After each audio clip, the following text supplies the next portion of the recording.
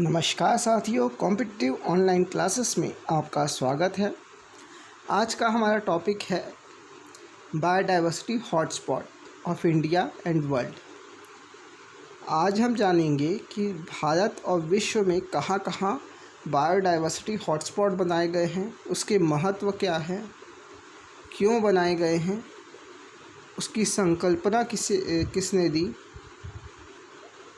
और biodiversity hotspot होता क्या है। तो चलिए आज का ये टॉपिक हम स्टार्ट करते हैं। सबसे पहले जानेंगे बायोडाइवर्सिटी हॉटस्पॉट क्या होता है।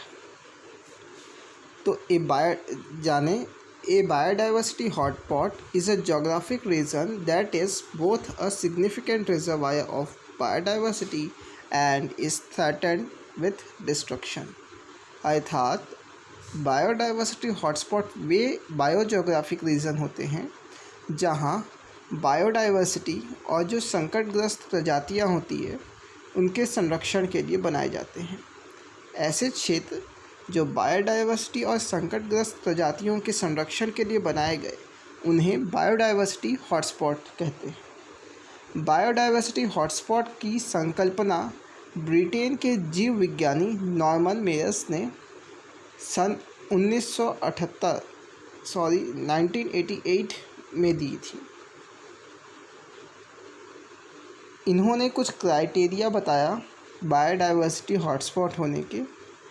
उसके पहले ये जान लेते हैं biodiversity hotspot specifically refer to 25 biological rich area around the world that have lost at least 70% of their original habitat।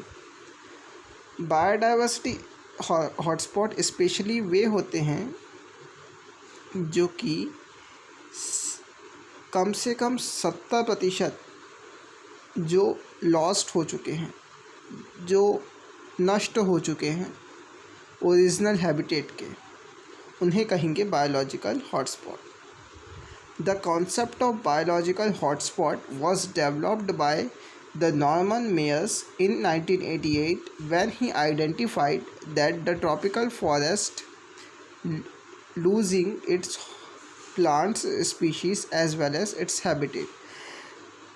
Habitat क्या होता है? हैबिटेट अर्थात रहने का स्थान, जहाँ एनिमल्स रहते हैं या जहाँ फ्लोरा फौना एनिमल्स या प्लांट्स रहते हैं, उन्हें उनका हैबिटेट कहते हैं।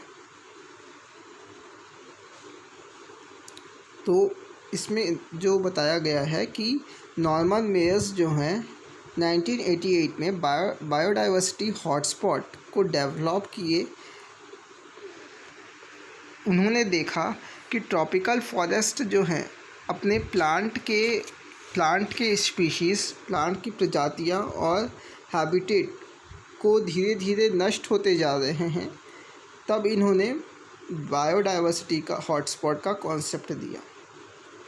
IUCN prepares red data book. IUCN एक संस्था है, अंतर्राष्ट्रीय संस्था है, जिसने रेड डाटा बुक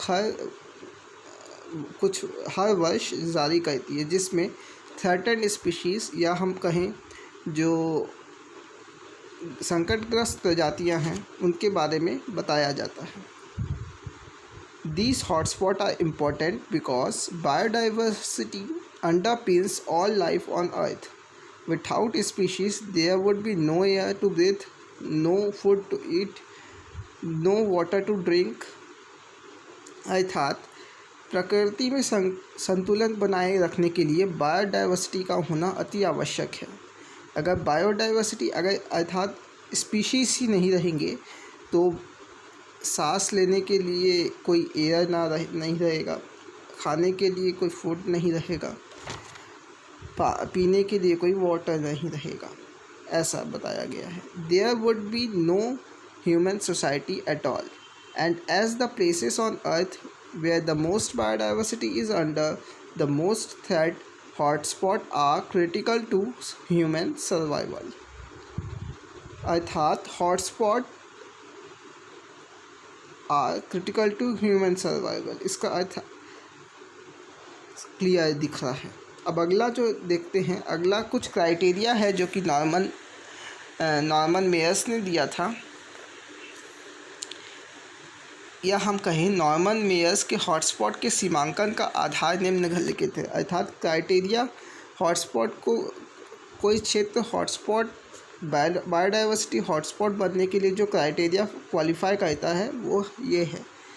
जैसे किसी प्रदेश में 1500 स्थानीय प्रजातियां पाई जाती है जो विश्व की 3 लाख जीव जातियों का 0.5% हो और दूसरा जो क्राइटेरिया है, इट मस्ट हैव 30% और less of its original vegetation, in other words it must be threatened. या हम कहें किसी क्षेत्र में केवल 30% या केवल 30% या उससे कम ओरिजिनल वेजिटेशन बचे हो, अर्थात वे संकटग्रस्त पे हो, तो उन्हें कहेंगे उस क्षेत्र के लिए। तो ये 2 क्राइटेरिया है बायोडाइवर्सिटी हॉटस्पॉट बनाने की। पहला, किसी प्रदेश में 1500 स्थानीय प्रजाति पाई जाती है। यदि किसी क्षेत्र में 1500 स्थानीय प्रजातियां पाई जाती है जो विश्व की 3 लाख जीव जातियों का 0.5% हो, पहला ये हो गया। और दूसरा जो है, किसी प्रदेश में 70 अथवा 70% से अधिक मूल जैव जातियाँ नष्ट हो चुकी हो, तो ऐसे क्षेत्रों में बायोडाइवर्सिटी हॉटस्पॉट बनाया जाएगा। हम देखेंगे कि जब हम बायोडाइवर्सिटी पूरे विश्व में बायोडाइवर्सिटी हॉटस्पॉट का आंकलन करेंगे तो हम ये पाएंगे कि जो विश्व के अधिकतर हॉटस्पॉट हैं वे उष्णकटिबंध या अर्ध उष्णकटिबंध क्षेत्र में पाए जाएंगे, क्योंकि वहाँ सूर्य की किरणें जो हैं वो लंबवत पड़ती है, डायरेक्टली पड़ती है, और रेनफॉल भी वहाँ मैक्सिमम होता है। इसी कारण से उस क्षेत्र में बायोडाइवर्सिटी अत्यधिक मिलेंगे। और अगर उस क्षेत्र में अगर ये 2 जो क्राइटेरिया है वो क्वालिफाई करे तो उन्हें बायोडाइवर्सिटी हॉटस्पॉट घोषित किया जाएगा। तो चलिए आगे देखते हैं इंडिया में बायोडाइवर्सिटी हॉटस्पॉट। तो biodiversity hotspot of the India Bharat में बायोडाइवर्सिटी हॉटस्पॉट को 4 भागों में बांटा गया है। पूरे भारत में देखें तो यह हम कहें तो केवल 4 हॉटस्पॉट है पूरे भारत में। पहला हिमालयन रीजन, दूसरा है इंडो बर्मा, तीसरा है सुंडालैंड, फिर वेस्टर्न घाट एंड श्रीलंका। तो एक एक करके हम इसमें डिस्कस करेंगे कि हिमालयन रीजन में कौन कौन से क्षेत्र आते हैं, इंडो बर्मा में कौन कौन से क्षेत्र आते हैं, सुंडालैंड में कौन कौन से क्षेत्र आते हैं, और वेस्टर्न घाट्स और श्रीलंका में वेस्टर्न घाट्स में कौन कौन से क्षेत्र आते हैं। तो चलिए आगे हम देखते हैं इसके। तो ये जो दिख रहा है ऊपर नॉर्थ में देखिए, तो जो ग्रीन कलर से दिख रहा है लाइनिंग वाला पार्ट वो हिमालयन रीजन है। हिमालयन रीजन में ईस्टर्न हिमालयन रीजन भी आएगा और जो नॉर्थ हिमालयन रीजन है वो भी आएगा, और इसमें सिक्किम वाला पार्ट भी आएगा। और जो रेड कलर से दिख रहा है ईस्ट साइड में जहाँ 7 सिस्टर्स रहती है, अर्थात जो 7 स्टेट्स है, वहाँ इंडो बर्मा वाला क्षेत्र आएगा। और जो नॉर्थ में वेस्ट में देखें तो नॉर्थ में वेस्ट में जो दिख रहा है नॉर्थ वेस्ट में वो वेस्टर्न घाट्स वाला रीजन है। तो इसमें देखें कि कौन कौन से क्षेत्र आए हैं, ये देखेंगे हम।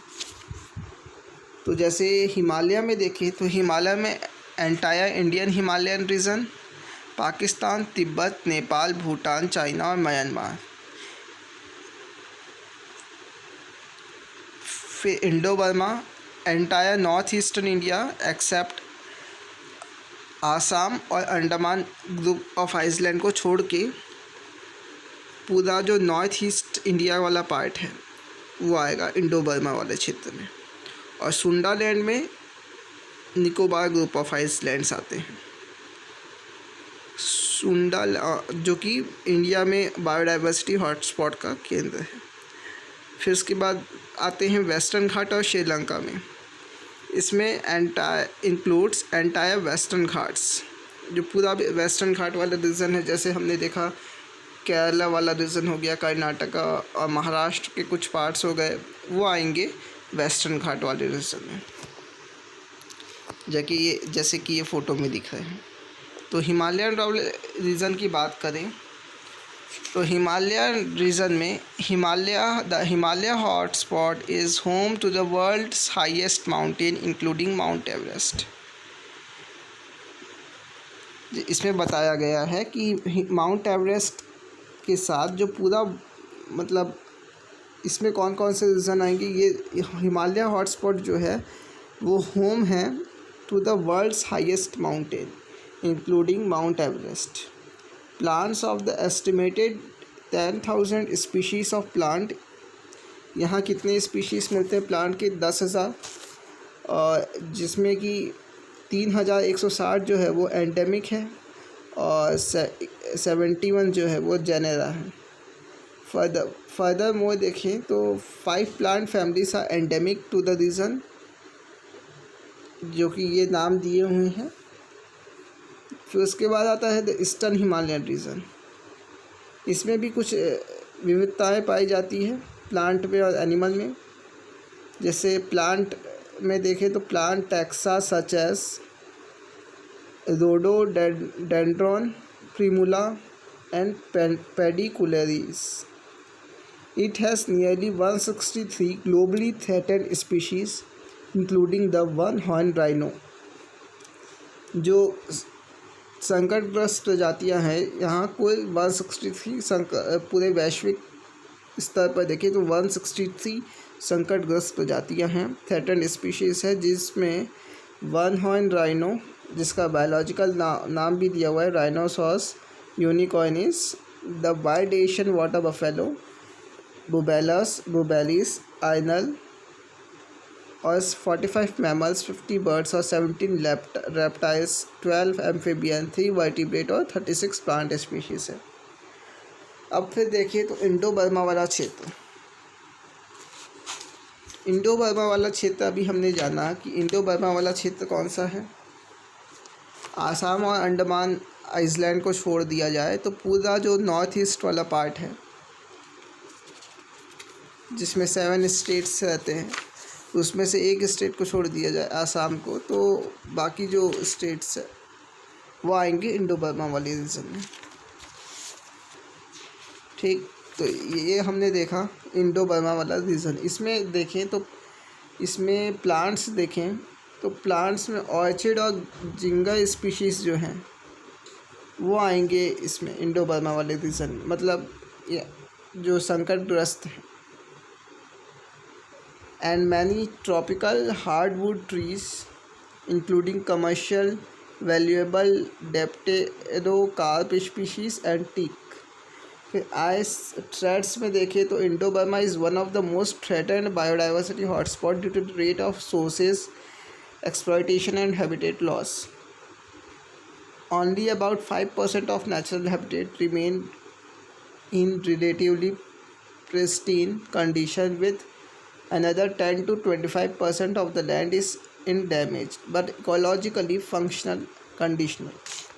अंडमान एंड निकोबार आइसलैंड में फ्लोरा देखें तो they are home for tropical rain forest, giant, dipterocarps, terminalia and lagerstroemia are dominant. जो कोस्टल एरियाज़ जो हैं, भारत के जो भी कोस्टल तटीय एरिया है ईस्टर्न साइड में, वहाँ खासकर मैंग्रोव्स ट्रीज़ पाए जाते हैं, जो कि बायोडाइवर्सिटी का ही एक पार्ट है। तो ये था इंडो बर्मा वाला रीजन। अब जो सुंडालैंड आता है, सुंडालैंड के बारे में जाने तो ये सुंडालैंड जो है नॉर्थ वाला पार्ट है। नॉर्थ ग्रुप जो निकोबार ग्रुप ऑफ आइलैंड्स हैं वो सुंडालैंड के अंदर आते हैं। तो इसमें देखिए तो cover western half of the Indo Malayan archipelago an arc of some 17,000 equatorial island and is dominated by two largest islands in the world, Borneo and Sumatra। तो इसके बारे में इसमें कोई समझाने का चीज़ नहीं था, तो इसके बारे में हमने जाना सुंडालैंड के बारे में। अब जो आखिरी है भारत का जो आखिरी हॉटस्पॉट है वो है वेस्टर्न घाट, जिसमें और श्रीलंका। इसमें जो आते हैं 77% एम्फीबियन आते हैं और 62% रेप्टाइल्स की प्रजातियां यहाँ पाई जाती हैं। The Western Ghat are a chain of hills that run along the western edge of Peninsula India. Their proximity to the ocean and through orographic effects they receive high rainfall.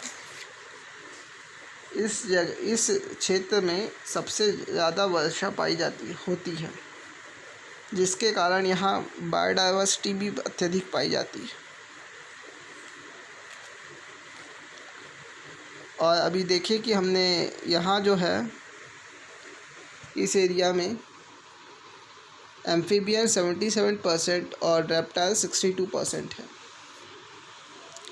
The Western Ghat जो है chain of hills है that run along the western edge of peninsular India.